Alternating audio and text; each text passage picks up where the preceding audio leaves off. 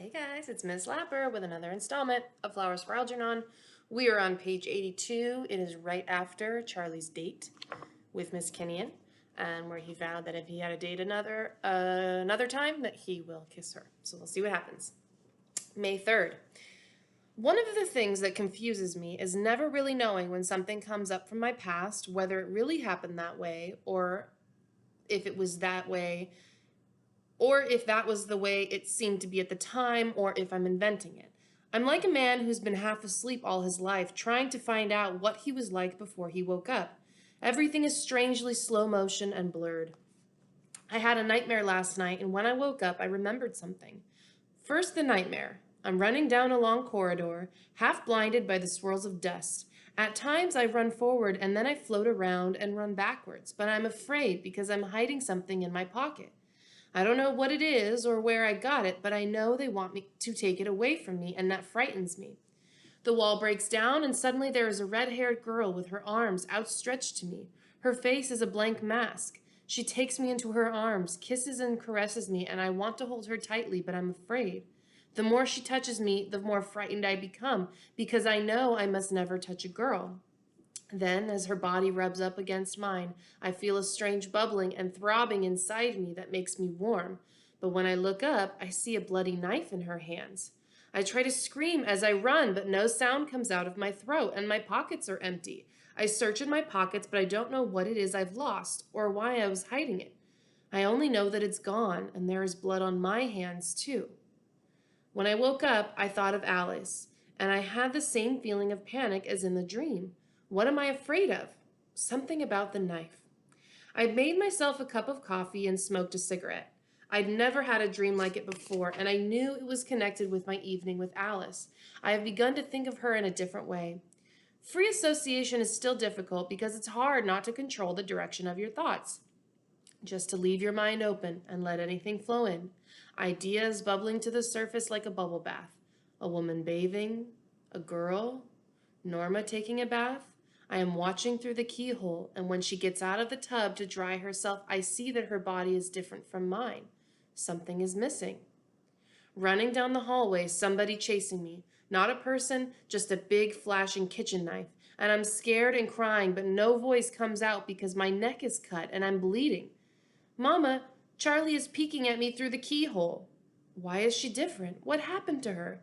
Blood, bleeding, a dark cubbyhole. 3 blind mice, 3 blind mice. See how they run, see how they run. They all run after the farmer's wife. She cut off their tails with a carving knife. Did you ever see such a sight in your life as 3 blind mice? Charlie, alone in the kitchen early in the morning. Everyone else asleep, and he amuses himself playing with his spinner. One of the buttons pops off his shirt as he bends over, and it rolls across the intricate line pattern of the kitchen linoleum. It rolls toward the bathroom as he follows, but then he loses it. Where is the button? He goes into the bathroom to find it. There is a closet in the bathroom where the clothes hamper is, and he likes to take out all the clothes and look at them. His father's things and his mother's and Norma's dresses. He would like to try them on and make believe he is Norma. But once when he did that, his mother spanked him for it. There in the clothes hamper, he finds Norma's underwear with dried blood. What had she done wrong? He was terrified. Whoever had done it might come looking for him.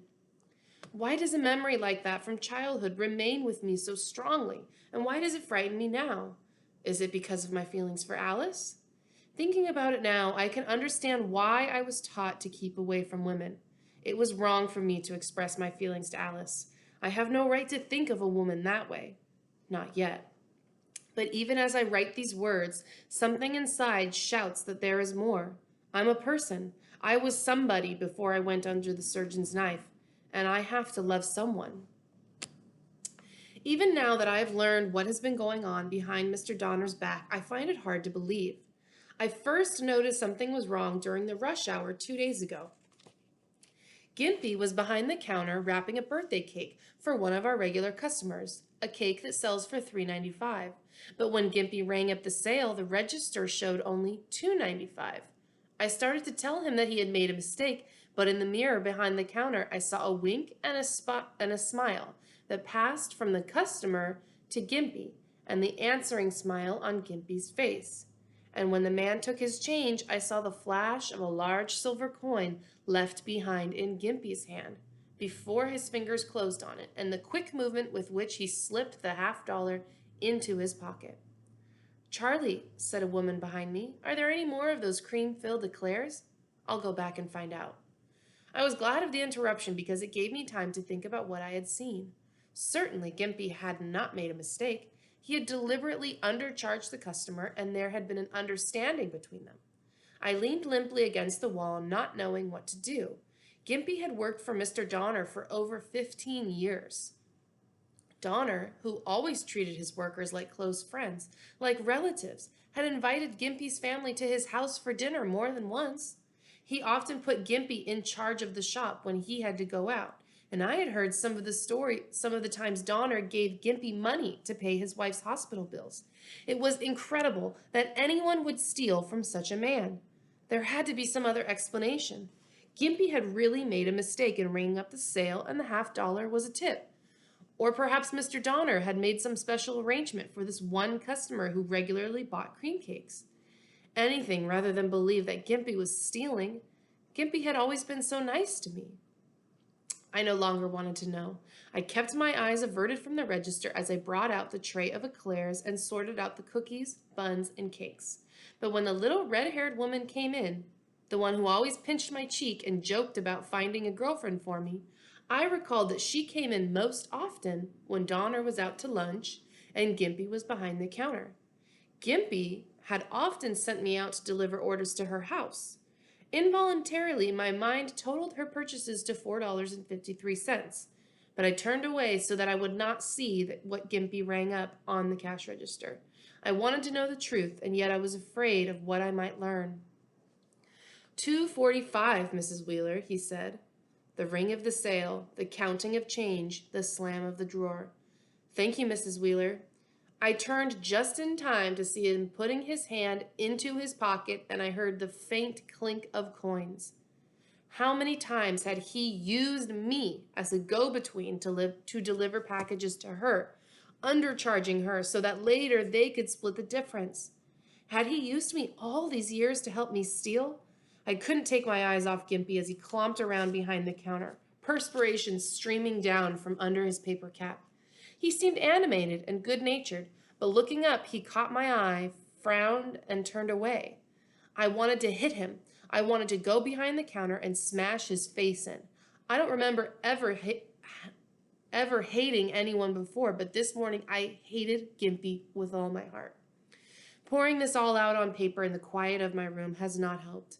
Every time I think of Gimpy stealing from Mr. Donner, I want to smash something. Fortunately, I don't think I'm capable of violence. I don't think I ever hit anyone in my life. But I still have to decide what to do. Tell Donner that his trusted employee has been stealing from him all these years. Gimpy would deny it, and I could never prove it was true. And what would it do to Mr. Donner?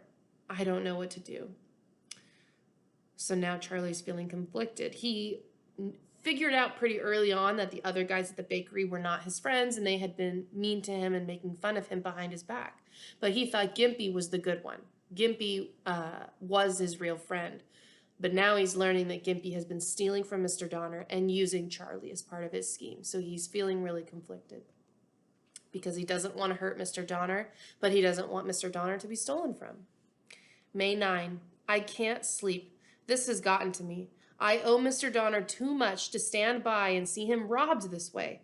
I'd be as guilty as Gimpy by my silence. And yet, is it my place to inform on him? The thing that bothers me most is that when he sent me on delivers, he used me to help him steal from Donner. Not knowing about it, I was outside it, not to blame. But now that I know, by my silence, I am as guilty as he is. Yet, Gimpy is a co-worker. 3 children. What will he do if Donner fires him? He might not be able to get another job, especially with his club foot. Is that my worry? What's right? Ironic that all my intelligence doesn't help me solve a problem like this. So what Charlie's facing is called ethics. What is the ethical solution? Ethics means right and wrong. And so he has a lot of intelligence, but he still doesn't quite know what the ethical solution is.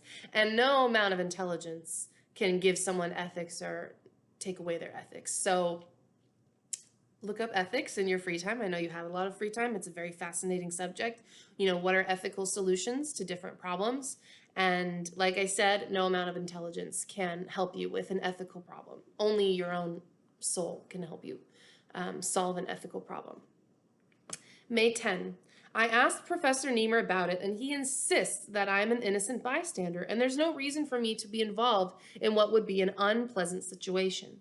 The fact that I've been used as a go-between doesn't seem to bother him at all. If I didn't understand what was happening at the time, he says, then it doesn't matter.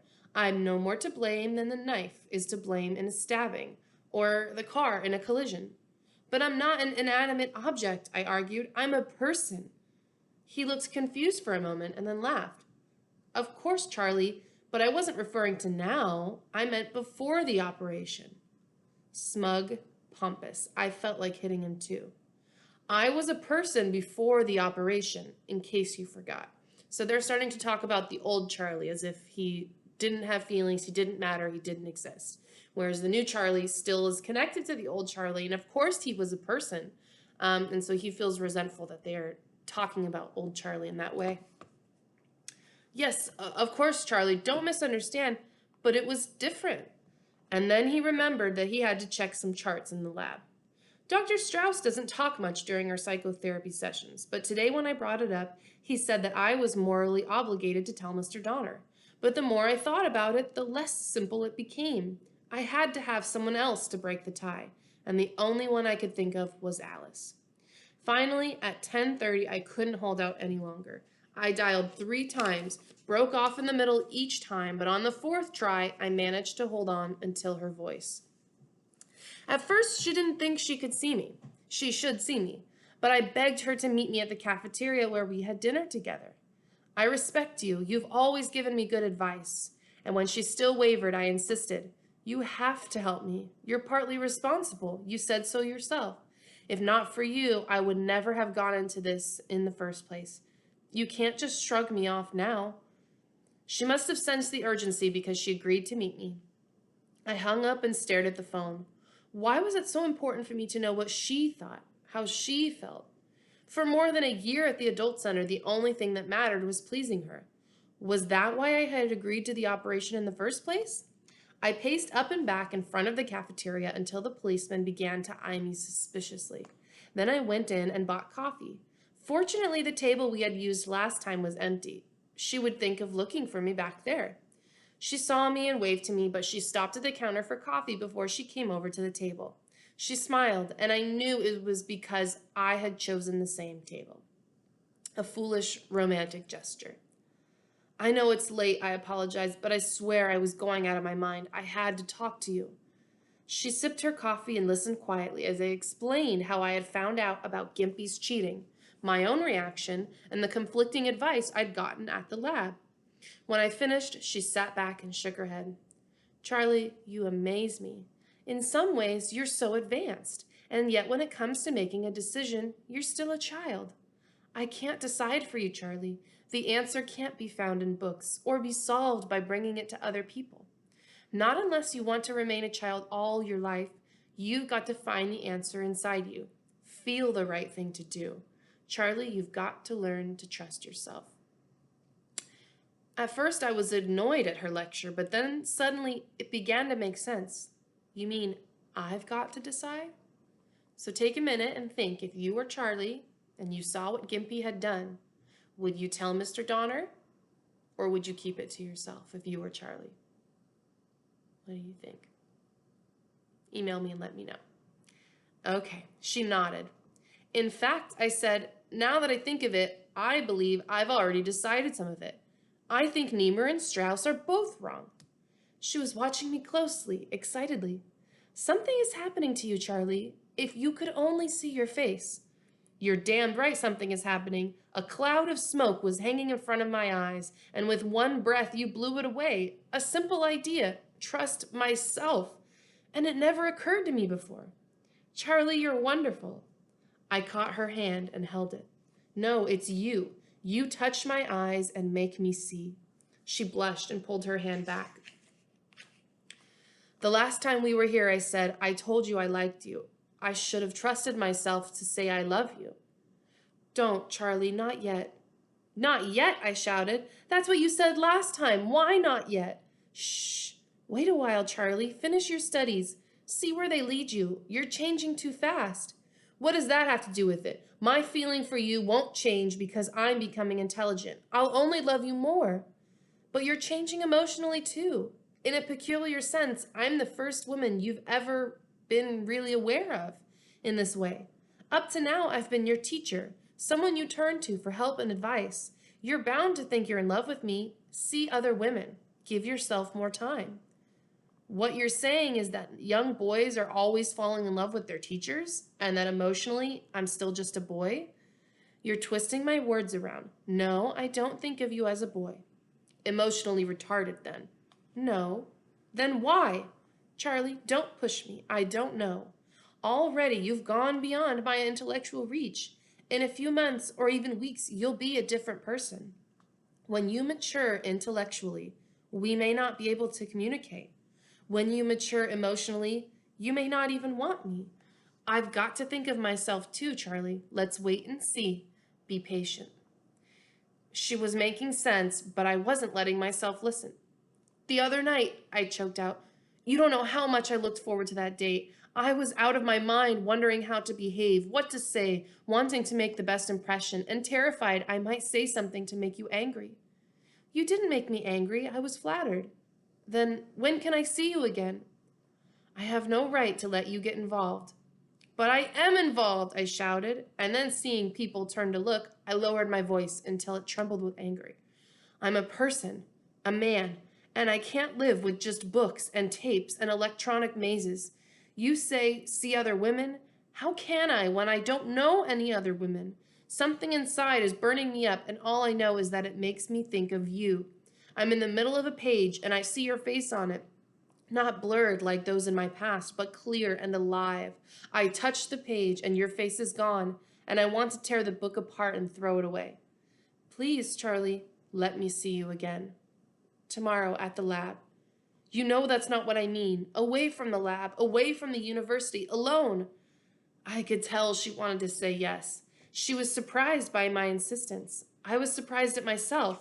I only knew that I couldn't stop pressing her. And yet there was a terror in my throat as I begged her. My palms were damp. Was I afraid she'd say no, or afraid she'd say yes? If she hadn't broken the tension by answering me, I think I would have fainted. All right, Charlie, away from the lab and the university, but not alone. I don't think we should be alone together. Anywhere you say, I gasped, just so I can be with you and not think of the tests, statistics, questions, answers. She frowned for a moment. All right. They have free spring concerts in Central Park. Next week, you can take me to one of the concerts. When we got to her doorway, she turned quickly and kissed my cheek. Good night, Charlie. I'm glad you called me. I'll see you at the lab. She closed the door, and I stood outside the building and looked at the light in her apartment window until it went out. There is no question about it now. I'm in love. May 11. After all this thinking and worrying, I realized Alice was right. I had to trust my intuition. At the bakery, I watched Gimpy more closely. 3 times today, I saw him undercharging customers and pocketing his portion of the difference as the customers passed money to him. It was only with certain regular customers that he did it, and it occurred to me that these people were as guilty as he. Without their agreement, this could never take place. Why should Gimpy be the scapegoat? That's when I decided on the compromise. It might not be the perfect decision, but it was my decision, and it seemed to be the best answer under the circumstances. I would tell Gimpy what I knew and warn him to stop. I got him alone back by the washroom, and when I came up to him, he started away. I've got something important to talk to you about, I said. I want your advice for a friend who has a problem. He's discovered that one of his fellow employees is cheating his boss, and he doesn't know what to do about it. He doesn't like the idea of informing and getting the guy into trouble, but he won't stand by and let his boss, who has been good to both of them, be cheated. Gimpy looked at me hard. What does this friend of yours plan to do about it? That's the trouble. He doesn't want to do anything. He feels if the stealing stops, there would be nothing gained by doing anything at all. He would forget about it. Your friend ought to keep his nose in his own business, said Gimpy, shifting off his clubfoot. He ought to keep his eyes closed to things like that and know who his friends are. A boss is a boss, and working people got to stick together. My friend doesn't feel that way. It's none of his business. He feels that if he knows about it, he's partly responsible, so he's decided that if the thing stops, he's got nothing more to say. Otherwise, he'll tell the whole story. I wanted to ask your opinion. Do you think that under the circumstances, the stealing will stop? It was a strain for him to conceal his anger. I could see that he wanted to hit me, but he just kept squeezing his fist. Tell your friend the guy doesn't seem to have any choice. That's fine, I said. That will make my friend very happy. Gimpy started away, and then he paused and looked back. Your friend, could it be maybe he's interested in a cut? Is that his reason? No, he just wants the whole thing to stop. He glared at me. I can tell you, you'll be sorry you stuck your nose in. I always stood up for you. I should have had my head examined. And then he limped off. Perhaps I ought to have told Donner the whole story and had Gimpy fired. I don't know. Doing it this way has something to be said for it. It's over and done with. But how many people are there like Gimpy who use other people that way? All right. So Charlie solved his ethical dilemma, he thinks, by just asking Gimpy to stop. And that way he doesn't have to tell on him, and he knows that he's not being stealing from Mr. Donner anymore. So we will see if that works out for him. All right, we're ending on page 96. Thanks for following along.